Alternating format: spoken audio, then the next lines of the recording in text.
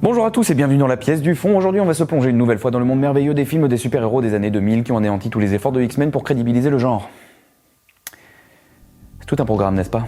En 2000 sort X-Men réalisé par Bryan Singer, un film lourd en discours et en symbolique sur l'acceptation de la différence et sur les discriminations. Il faut dire que le matériau de base est très propice à soulever ce genre de thématique et le film le porte très bien à l'écran. Et ça c'est parce que X-Men de Bryan Singer, c'est un film qui décide de traiter son mythe avec sérieux. Et par sérieux, j'entends aller au-delà du divertissement pour enfants. Pourtant des films de super-héros, il y en a eu avant X-Men, mais ils savaient sûrement moins à quel public ils s'adressaient. Superman sera le premier à aller au-delà des téléfilms auxquels nos héros sont habitués pour les porter au cinéma. Le film pose avec brio les bases de ce que seront les films de super-héros par la suite, mais alterne entre science-fiction, drame et un ton léger plus proche des téléfilms pour enfants. Au passage, j'ai toujours été impressionné par l'interprétation de Christopher Reeves. Sa prestance et son charisme dans le costume de Superman, avec son simple physique, c'est fou. La manière dont il passe d'un Clark Kent timide et maladroit à un Superman fort et charismatique, c'est tout aussi impressionnant. Bien que ce ne soit pas les films avec lesquels j'ai le plus d'affect, je pense que c'est pour moi le Superman le plus iconique. Batman connaît le même sort avec Tim Burton et navigue lui aussi entre deux tonalités. Batman Returns notamment sera pris dans une controverse à cause de la violence qu'il montre avec de vraies morts à l'écran, dont certaines provoquées par Batman lui-même,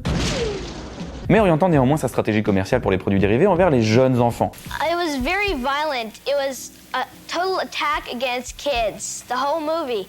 Everything that kids love was being used against them. I was actually a little bit scared, and I have never been scared of a movie like this before. Yeah. I came out of Terminator 2, fine. Yeah. X-Men, lui, ne souhaite pas juste porter à l'écran les personnages que les enfants ont aimés dans les comics ou à la télé. Il souhaite raconter une histoire et véhiculer un message, et il va le faire à travers le prisme des super-héros. Et il est d'ailleurs amusant de noter que je détestais le film quand j'étais gamin parce que je retrouvais pas du tout les héros que j'aimais dans la série animée.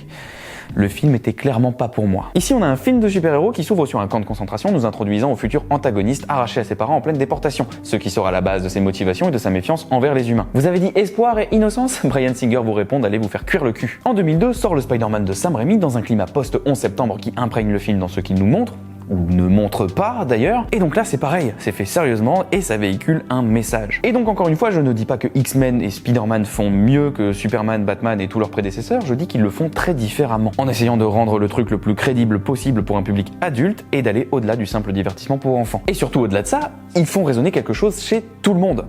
Consciemment ou non. X-Men est un hymne à l'acceptation de la différence et à la découverte de soi-même, et Spider-Man est censé redonner de l'espoir aux Américains tourmentés par leur récent traumatisme. Des films qui bénéficient en plus d'une technologie qui permet de repousser les limites des effets spéciaux et qui ouvriront la voie à toute une nouvelle génération de films de super-héros. Malheureusement, si ces deux exemples montrent qu'on peut sérieusement adapter des comics au cinéma et s'en servir pour véhiculer des valeurs, ça montre aussi que les histoires de super-héros, c'est rentable. À partir de 2000, donc, on va voir déferler moult films de super-héros, parfois très très bien, mais parfois pilotés par des gens beaucoup moins attachés aux histoires et aux personnages qu'ils adaptent. Et ces films, vous les connaissez, puisque c'est Daredevil, Elektra, Hulk, Blade Trinity ou encore Catwoman dont on a déjà parlé. Des films qui, à mon grand désespoir, vont créer un rétropédalage dans l'esprit populaire, catégorisant les films de super-héros comme des trucs qui volent pas haut et qui essayent désespérément de se prendre au sérieux. Et ce, à une époque où les films de super-héros émergent de manière très importante et essayent de s'affirmer comme un sous-genre à part entière du cinéma. Le film du jour a donc plus ou moins contribué à cette marche arrière, et ce, bien qu'il ait de nombreuses qualités et un certain potentiel, on verra qu'il a surtout d'énormes défauts. Aujourd'hui, on mate les 4 fantastiques.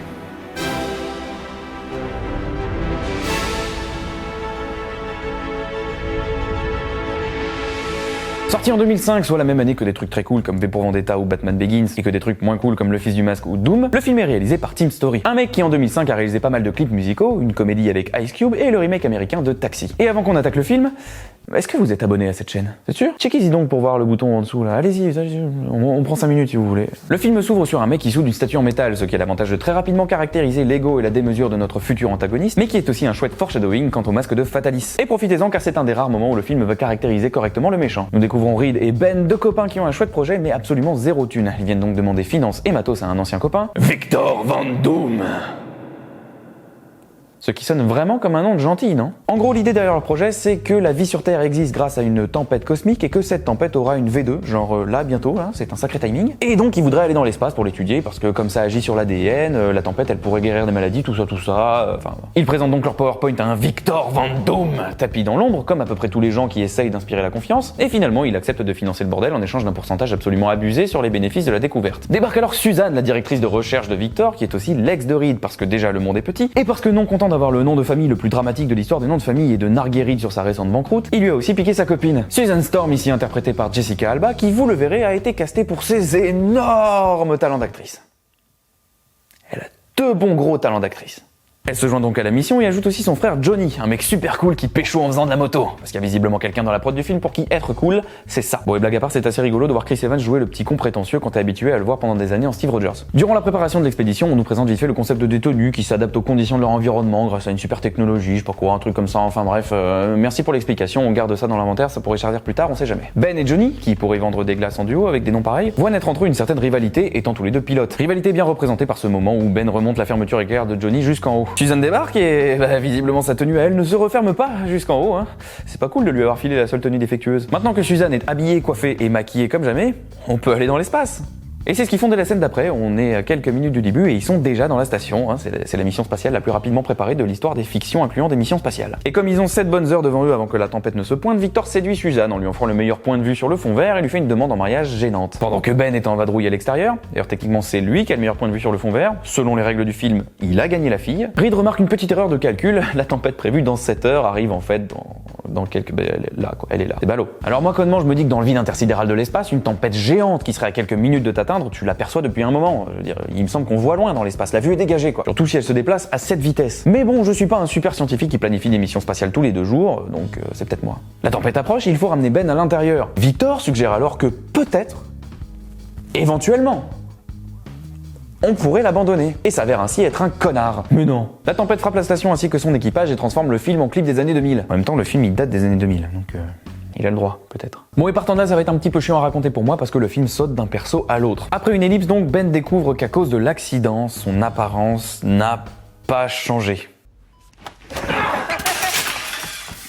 J'ai rigolé. Suzanne fait la grasse mat au milieu de la tonne de fleurs envoyées par Victor dans une scène qui suggère que peut-être, qui sait, ces deux-là s'aiment peut-être encore. Victor quant à lui se fait remonter les bretelles par son conseil d'administration parce que la mission a coûté trop cher à la société et a rapporté absolument que dalle en fait. Et comme tous les conseils d'administration des films de super-héros pas ouf, il pose un ultimatum au terme d'une réunion d'1 minute 30. De son côté, Johnny s'en va faire du snow malgré les avertissements de la professionnelle de santé qui lui recommande plutôt de rester en observation après avoir été frappé par une tempête cosmique. Mais non, il se casse en l'embrassant sans consentement. T'en as qu'à dire que c'est une autre époque. On n'a qu'à dire ça. Mais ça, elle le prend bien. Elle sourit, regardez. Une autre époque. Johnny part donc faire du snow avec l'infirmière sexy. Et là, non, pour le coup, j'y peux rien, elle est vraiment créditée comme ça au générique. Et alors qu'il se fait doser sur du Sum 41, ses pouvoirs se manifestent. Il prend feu, vole plus ou moins et se plante. Mais ça l'inquiète pas plus que ça, hein, parce que ça lui fait un petit jacuzzi sympa pour choper l'infirmière. Pour ce qui est des pouvoirs des autres, Suzanne devient invisible sous les yeux de Reed alors qu'elle se plaint littéralement d'être invisible à ses yeux. Reed sauve une bouteille grâce à son élasticité et Ben ne digère plus les crevettes. Parce qu'on n'a pas tous la même chance à la loterie des super pouvoirs. Enfin, Victor commence à maîtriser la force et perd ses cheveux. Mais oui, mais attends, mais c'est pour ça. J'ai peut-être aussi des pouvoirs...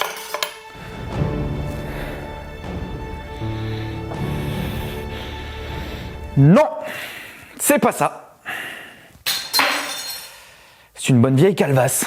Bien sûr, par la suite, Ben se transforme dans la douleur et s'échappe de sa chambre pour retourner chez lui dans son cosplay de Columbo. Il retrouve sa femme dans une scène qui me brisera le cœur toute ma vie. Non, bon, en vrai, ça vaut pas la scène du cheval dans l'histoire sans fin, hein, mais...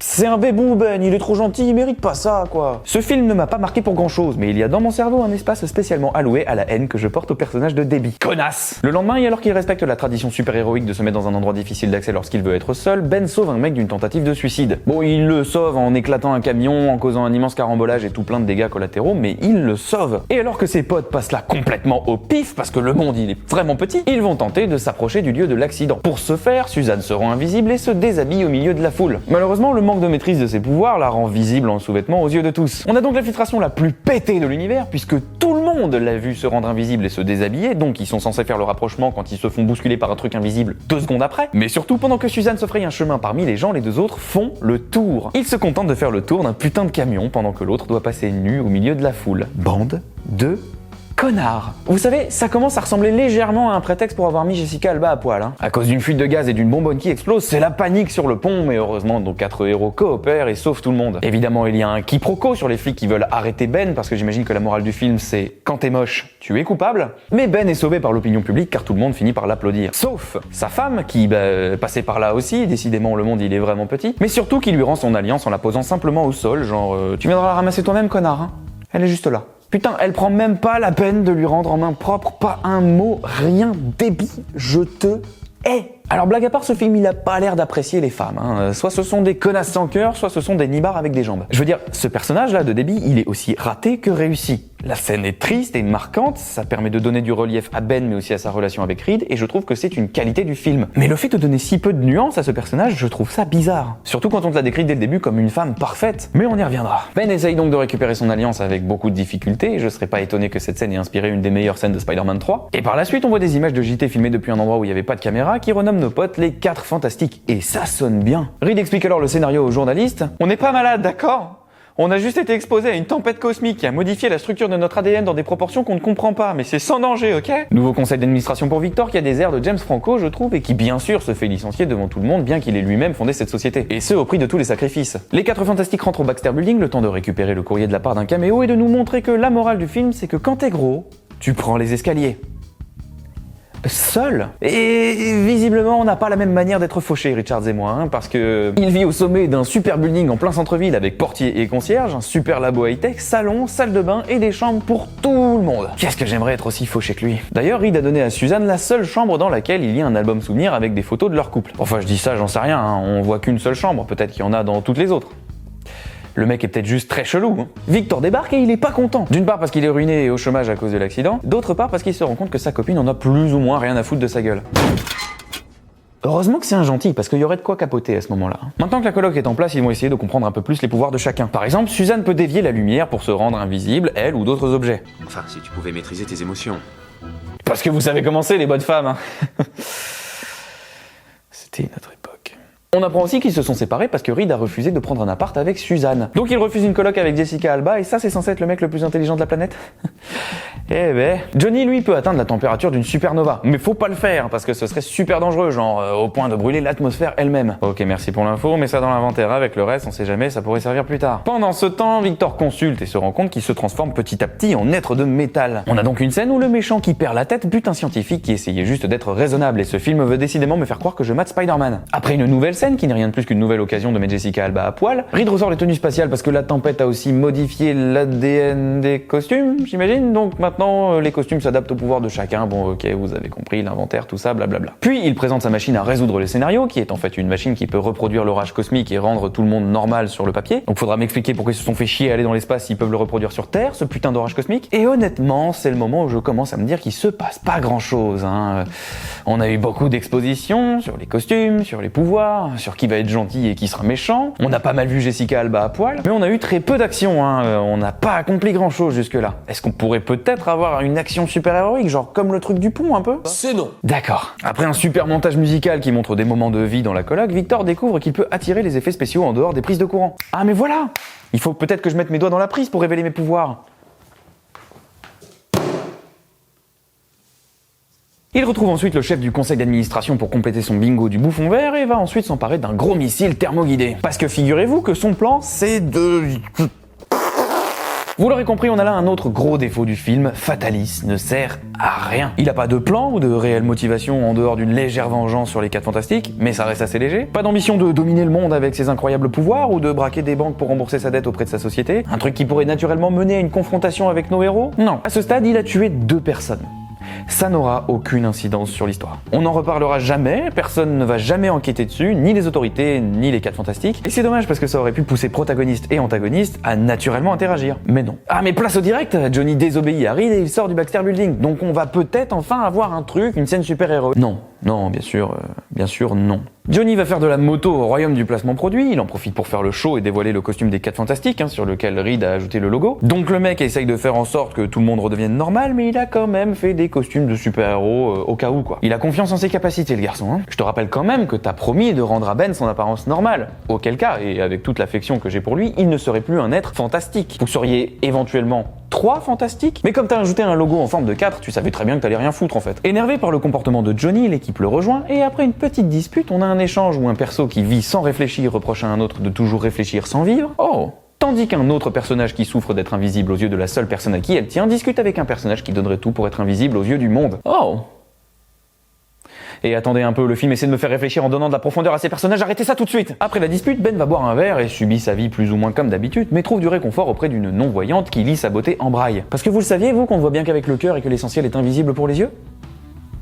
Moi je l'ignorais. Victor commence à vriller sévère dans son bureau entouré de sa collection de masques, et au risque d'être original, Ça me fait penser à Spider-Man. Suzanne vient discuter science avec Reed, histoire qu'on se rappelle qu'elle joue une scientifique quand même, et que c'est pour ça qu'on l'a castée, hein, vraiment. Elle joue super bien les scientifiques. Mais 10 secondes après, elle redevient un simple love interest et emmène Reed faire une balade romantique. Victor manipule alors Ben en lui disant que Richard est manifestement plus occupé à draguer qu'à tenir sa promesse de le guérir. Ce qui donne une dispute absolument débile où des amis de très longue date envoient tout balader en 2 minutes. Je veux dire, ce sont des mecs qui sont amis depuis toujours, et là ils se foutent sur la gueule parce que Richard a osé lever le pied pendant 1 heure. Et genre ça se conclut par Ben qui refuse le remède et qui envoie chier tous ses potes. Vexé, Reed teste la machine sur lui-même. L'expérience foire, mais Victor, qui surveille tout grâce à des caméras, et c'est pas chelou du tout, comprend que ça peut réussir avec plus de puissance. Il la reproduit avec Ben comme cobaye et utilise ses pouvoirs pour alimenter la machine. Et ça marche. Mais tout ça n'était qu'une manipulation pour mettre la chose hors d'état de nuire et pouvoir détruire plus facilement les 4 fantastiques. Toujours pour aucune raison. Victor défonce alors Ben, il défonce Reed, et le portier. Mais voyant ses cicatrices empirer, il décide de faire quelque chose pour son style et... ok, c'est trop cool. On peut reprocher beaucoup de choses à ce film, mais le design de Fatalis est trop cool. Et je parle que du visuel, hein. Je le trouve trop classe. Pendant au moins une bonne minute. Hein. Fatalis torture Richards en l'exposant à un froid extrême et tire ensuite un missile thermoguidé pour tuer le reste de la famille. Mais heureusement, Johnny, qui a lu le scénario, sait que c'est un missile thermoguidé et peut donc le dévier grâce à ses pouvoirs. Ça aussi, c'est un peu cool. Suzanne vient libérer Reed et... ah ben elle a enfin une tenue qui ferme à fond, dis donc. Ah, fait chier, je commence à la regarder dans les yeux maintenant là, what the fuck. Ben retourne dans la machine pour retrouver ses pouvoirs et débarque à son tour. Et ça y est, on a enfin un combat qui ressemble à ce qu'on pourrait attendre d'un film de super-héros. Beaucoup trop tard et dans des proportions insuffisantes certes, mais quand même. Il y a des super pouvoirs, il y a des destructions de décors, ça se balance des bus à la gueule, voilà. Dommage que ce soit la scène finale, mais voilà... c'est là. Johnny fait sa supernova alors qu'on avait dit de ne pas le faire, Suzanne contient la chaleur grâce au champ de force histoire de ne pas brûler l'atmosphère, et ils refroidissent Fatalis grâce à un travail d'équipe qui laisse à désirer, mais soit c'est plutôt classe à la fin de voir Fatalis figé alors qu'il marchait d'un pas décidé pour niquer des races. Et voilà, en un clin d'œil, le méchant est battu, transformé en statue, les gentils ont gagné et sont applaudis par les citoyens qui leur organisent même une petite fête sur un bateau pour les remercier. Ben pécho l'aveugle, Johnny pécho toutes les autres femmes du bateau a priori, Reed fait une demande en mariage pas ouf alors qu'il côtoie Suzanne à nouveau depuis quoi 2 bonnes semaines hein. Et d'ailleurs on sait toujours pas s'ils acceptent de prendre un appart à 2 hein. Ça aurait été tellement plus symbolique de lui offrir un double des clés de chez toi. Et le film se conclut sur Johnny dessinant le logo des 4 Fantastiques dans le ciel. Enfin presque, puisqu'on a droit à une scène post-générique montrant que Fatalis n'est pas tout à fait mort et qu'il est sur un bateau en route pour la Latvérie au milieu de plein de containers. Et pour être franc, j'aime bien cette scène, j'aime bien ce plan. Et le film est terminé.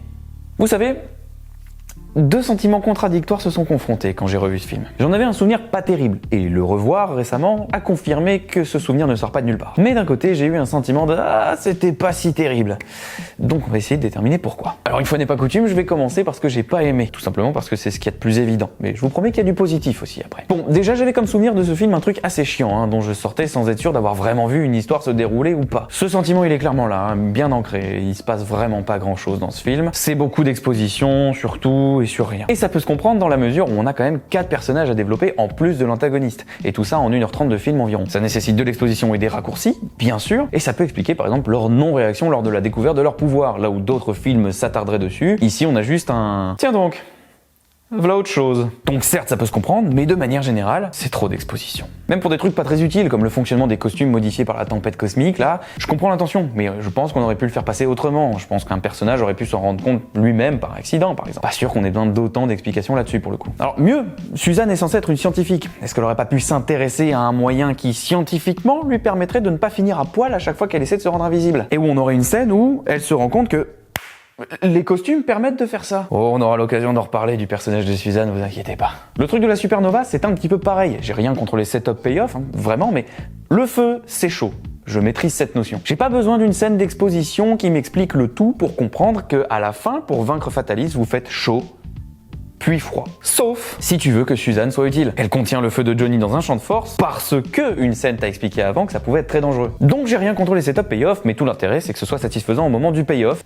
Ici c'est assez illusoire juste pour que Suzanne ait quelque chose à faire. Beaucoup d'exposition donc, et en contrepartie très peu d'action. Là encore, j'ai rien contre le fait de développer une facette plus humaine des personnages, mais ça demande un équilibre que manifestement le film ne trouve pas. La seule scène où ils sauvent des gens c'est celle du pont, et pour rappel c'est eux qui ont causé l'incident, mais en dehors de ça, ils sauvent personne et ils n'accomplissent rien. Au contraire, on avait 2 morts au compteur, donc 2 occasions d'entrer en action, et tout ça a été complètement ignoré. Je pense qu'on aurait pu carrément remplacer la scène de la moto tout entière par quelque chose qui mettrait en scène les personnages comme des héros, hein, mais c'était l'occasion, mais à la place on a eu cette scène qui franchement n'amène rien de très intéressant, ou de très développé par la suite. Or un film comme ça doit trouver l'équilibre entre l'exposition qui nous permet de comprendre comment l'univers fonctionne, et des scènes d'action qui mettent en scène tout ce que l'exposition nous a appris de la manière la plus divertissante possible. Là on a beaucoup de l'un, très peu de l'autre. Et surtout c'est dommage de faire autant d'exposition pour des personnages au final si mal écrits. Ou si peu écrits, au choix. On va reparler de Fatalis, hein, mais c'est un gros défaut. Une histoire de super-héros est souvent aussi réussie que l'est son méchant, un peu comme dans un James Bond. Il faut une vraie menace pour que le héros soit...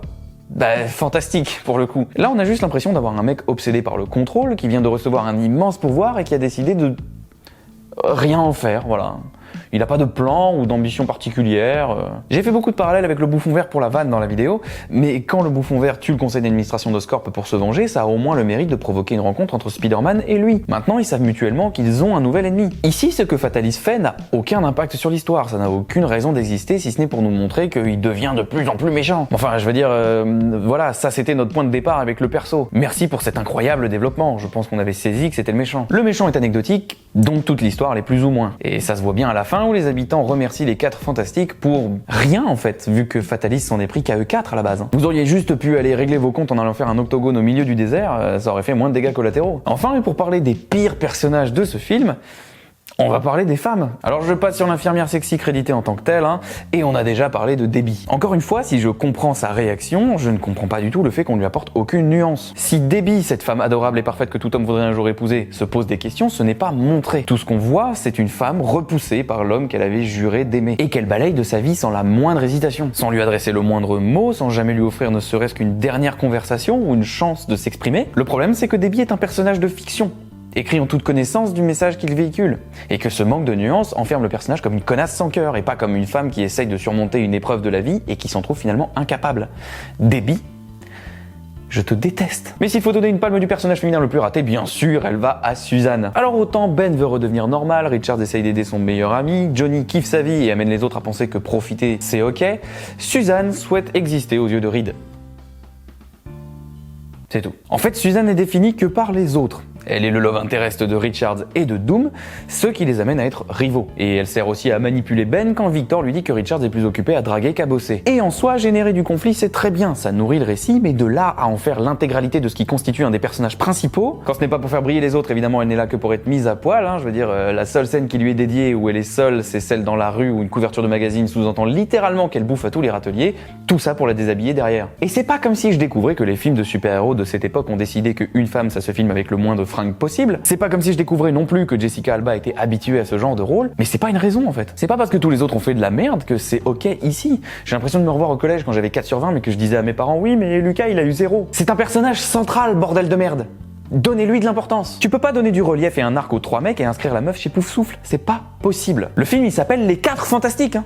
Pas Les 3 Fantastiques. Et Suzanne. Évidemment, sa conclusion est tout aussi catastrophique que le reste. Si Ben apprend à s'accepter, de ce fait, Reed cesse de culpabiliser, Johnny apprend à faire partie d'une famille, c'est ce que suggère le logo de fin, et Suzanne, elle a été demandée en mariage. C'est la conclusion de ce personnage qui n'a pour vocation que d'exister aux yeux des autres. Elle a été demandée en mariage. De manière tout à fait passive. Si encore c'est elle qui faisait la demande en mariage à la fin, je dis pas ça resterait pas ouf, mais il y aurait un petit délire sur le fait de provoquer son destin et tout ça. Là non, elle doit être comblée parce que le mec dont elle essaye d'attirer l'attention depuis des années et qui est trop con pour comprendre quoi que ce soit, l'a enfin demandé en mariage. J'ai insisté volontairement sur le c'est une autre époque de manière assez sarcastique pendant toute la vidéo parce que putain 2005 c'est pas si loin. Et pourtant j'avais pas souvenir que ce personnage était à ce point un majeur tendu au personnage féminin. T'as fait du sport, on dirait? Et donc là, vous allez dire, waouh, c'était que la partie sur les trucs négatifs, il reste des trucs que t'as aimé dans le film. Oui. Ça sauve pas grand chose, mais oui. Bon, déjà, j'ai bien aimé le cast, hein. Même Jessica Alba, en soi, j'ai rien contre le fait qu'elle joue Susan Storm, j'ai quelque chose contre le fait qu'elle joue Susan Storm à poil. Mais sinon, le film est connu pour avoir un assez bon casting, et je trouve que c'est le cas. Les acteurs correspondent assez bien à leur rôle, et comme je l'ai dit, c'est cool de voir Chris Evans jouer les petits cons. Ça reste un acteur avec une chouette palette de jeux, je trouve. Même la chimie entre Ben et Reed Richards, elle marche plutôt bien. Je trouve qu'ils ont des chouettes interactions, on croit à leur amitié la plupart du temps, et la promesse qui les lie est assez émouvante. J'irai pas jusqu'à remercier Debbie pour ça, mais elle a au moins le mérite de servir à ça. D'ailleurs, j'ai pas mal apprécié l'humour aussi de manière générale, et pourtant Dieu sait que j'en ai ai marre de l'humour dans les films de super-héros, mais là j'ai trouvé ça assez bien dosé. Bon, y a pas de quoi se taper sur les cuisses non plus, et en même temps je vois pas pourquoi je ferais ça, parce que même quand je rigole beaucoup, je me tape pas sur les cuisses. Mais l'humour est assez bien amené, compte tenu du fait qu'on est censé voir la vie quotidienne d'une famille de héros, ça fait partie du truc. Et là, contrairement à des films plus récents, ça sert pas juste à désamorcer des moments importants. Le Tropeur a déjà fait toute une vidéo là-dessus, donc je vous refais pas le topo, mais je n'ai pas trop senti ça ici. J'aime assez les costumes aussi, qui sont réalisés en pratique pour le coup, et ça c'est cool. Ceux des 4 Fantastiques sont assez bien faits et ils rendent assez bien en mode réaliste. C'est pour le coup, je trouve, une bonne adaptation de ceux des comics. Celui de la chose, c'est pareil, il est top. Alors je dis pas que je vois de la roche là, faut pas déconner, hein, je suis presque sûr que toutes les répliques du comédien ont été redoublées par la suite, vu comme ça a l'air compliqué pour lui de parler, mais franchement, le costume est cool. Je crois assez bien au perso, au fait qu'il pèse une tonne et qu'il puisse péter des camions, et puis le fait que le costume soit pratique rend les interactions avec le reste de l'équipe plus réelles et crédibles que si on avait une marionnette de CGI au milieu des comédiens. Celui de Fatalis aussi, j'en ai déjà parlé, mais je le trouve très classe, malgré le fait qu'il est peut-être un petit peu trop théâtral pour être crédible dans la diégèse du film, mais bon, ça fait rien, faut savoir prendre ce qu'on a vu sa très très pauvre écriture. Ça et le fait qu'on ne le voit que pendant 10 minutes. Les effets spéciaux aussi, ils sont cool. Et c'est un bon point vu qu'on a des persos avec des pouvoirs très différents de l'un à l'autre. Malgré mon assez mauvais souvenir du film, il m'avait marqué pour les effets de la torche que je trouvais très stylés. Bon, il m'avait aussi marqué pour Debbie, mais c'est autre chose, on va pas reparler de cette grosse Les effets spéciaux sont cool donc, et là, comme pour les costumes, on a pas mal d'effets pratiques et c'est appréciable. Mais les effets numériques ne sont pas en reste, hein. La scène du pont par exemple a dû être un gros challenge pour les équipes. Parce qu'il a fallu reproduire une section du pont et ensuite mêler tout ça à des effets numériques. Perso, je me suis pas posé la question en revoyant le film. J'étais pris dans l'action et il n'y a pas un moment où je me suis dit, mais dis donc, c'est pas réel ce truc là que je suis en train de regarder. Et en réalité, c'est pour ça que j'ai pas tout à fait détesté revoir ce film. Il a des qualités qui cochent des cases que ne coche plus la majorité des films de super-héros récents. On va prendre un exemple, la scène du pont où Richard sauve un pompier. Là. Si je la compare à une scène à peu près similaire, celle du pont dans The Flash, on a d'un côté un film qui a fait le choix d'un mélange de CGI, d'effets pratiques et de fond vert relatifs, et de l'autre un film plus récent qui a choisi le tout CGI. Eh ben je saurais pas trop vous dire lequel me convainc le plus. Alors je veux pas critiquer gratuitement les effets de The Flash, je dis juste qu'il ne parvient pas mieux à me faire croire que ce que je vois est réel. Celle des 4 Fantastiques est sûrement plus convaincante pour moi parce que même si je me rends compte qu'il y a des effets spéciaux, je reconnais de vraies personnes qui sont les mêmes d'un plan à l'autre, alors que dans The Flash je reconnais surtout une marionnette numérique qui remplace l'acteur du plan précédent et suivant. Et je me rends compte que tout ça n'existe pas. Et c'est une sacrée différence. Et si on veut pousser le truc un petit peu plus loin, celle des 4 Fantastiques se conclut par un moment assez touchant, celle de The Flash se termine par un instant caméo et comédie de qualité très relative. Alors certes, les deux scènes n'ont pas la même place et la même fonction dans le film, mais vous voyez l'idée. Remater ce film m'a fait me réinterroger sur ce que j'en attendais. Personnellement, j'aime quand les films de super-héros véhiculent un message ou essayent de faire résonner quelque chose chez son spectateur. Et en cela, X-Men est pour moi un moment très important de l'histoire des super-héros au cinéma. Pour autant, j'ai rien contre le divertissement décomplexé. Tout ne doit pas toujours porter une lourde réflexion sur la vie ou sur la société. Mais je pense que même pour faire du divertissement, il est impératif de prendre la mythologie de ce que tu adaptes au sérieux. Je considère que de nombreux films aujourd'hui ne le font plus. Les 4 Fantastiques est à cheval entre les deux. Il essaye d'adapter avec respect, il a des idées, plein d'idées, il a du potentiel et il est capable d'incarner quelque chose. Mais il contrebalance avec une écriture très pauvre, un méchant inutile, des faux super-héros et un décolleté plongeant qui témoigne d'un manque de respect envers les spectateurs et les personnages. Faire ça, c'est penser que coller une paire de 10 barres sur une histoire mal foutue suffit à en faire un film. Alors ça suffit manifestement pour être rentable, oui, mais pas pour raconter une histoire. C'est sûrement évident pour beaucoup ce que je dis là, hein, mais force est de constater que le rétropédalage entamé à cette époque n'est pas fini. Il y a encore plein de gens qui pensent que si tu vas voir un film de super-héros pour réfléchir, tu t'es trompé de salle mon lapin. Et ça me rend un peu triste comme réflexion, parce que dire ça, c'est admettre que les films de super-héros sont stupides et que c'est comme ça que ça se consomme. Or, je suis persuadé du contraire, parce qu'un film qui n'essaye pas de vous faire réfléchir, ça n'existe pas. Tous les films sont censés vous impliquer, au moins un peu, même si c'est pas transcendant. Et si c'est pas le cas, c'est que le film vous prend pour un con. Elle est devenue très floue cette industrie du film de super-héros, et parmi toutes les propositions de ces dernières années, hein, les multiples suites et reboots, les délires du multivers, les caméos, les fanarts et tous ces délires très méta, j'ai l'impression qu'on a oublié de nous raconter une histoire. Les films de super-héros ont un potentiel infini pour véhiculer des messages et des valeurs. Ils peuvent vous inspirer, créer les artistes et les héros de demain ou juste vous faire rêver. Malgré tout, si vous étiez fan des 4 Fantastiques, je me doute que vous deviez être déçu à sa sortie, malgré les effets spéciaux, les costumes, la musique et tout le reste. Je trouve qu'il y a du potentiel dans cette adaptation. Clairement, j'ai fini ce film en me disant que je voulais en voir plus. 1h30, c'est court pour un film de super-héros, mais c'est long pour une introduction. Et c'est clairement ce que j'ai l'impression d'avoir vu. Le film a eu une suite que j'ai vue, mais dont j'ai absolument aucun souvenir, mais je pense que je vais le revoir, parce que ce film m'en a donné envie, et je sais qu'il peut mieux faire au second trimestre. Il y a eu le reboot aussi, qu'on m'a souvent déconseillé, mais je m'y risquerai peut-être, au pire ça fera un sujet de vidéo. En 2025, un nouveau projet est prévu, estampillé MCU, et j'avoue que j'ai envie de voir ça. La DA a l'air assez inspirée, et les 4 Fantastiques restent quand même assez rares dans le paysage cinématographique, donc je serai là au rendez-vous. En espérant que cette licence, qui avait participé à discréditer le genre, malgré de nombreuses qualités, je le soutiens, parvienne demain à montrer tout ce dont il est capable. Et voilà, cette vidéo est maintenant terminée, j'espère qu'elle vous a plu. Une fois encore, et pour bousculer mes habitudes, je vous invite de vive voix à vous abonner si ce n'est pas déjà fait, à liker, commenter, partager pour satisfaire ce bon vieil algorithme. Et je vous invite aussi à checker l'Insta de la chaîne, sur lequel on est très peu nombreux et où je poste du super contenu. Le compte s'appelle La Pièce del Fondo, parce que la pièce du fond, pour le coup, c'était déjà pris. Sur ce, bonne journée, bonne soirée ou bonne nuit à vous, portez-vous bien et soyez gentils, parce que c'est important d'être gentil. Contrairement à cette connasse de débit. Ciao!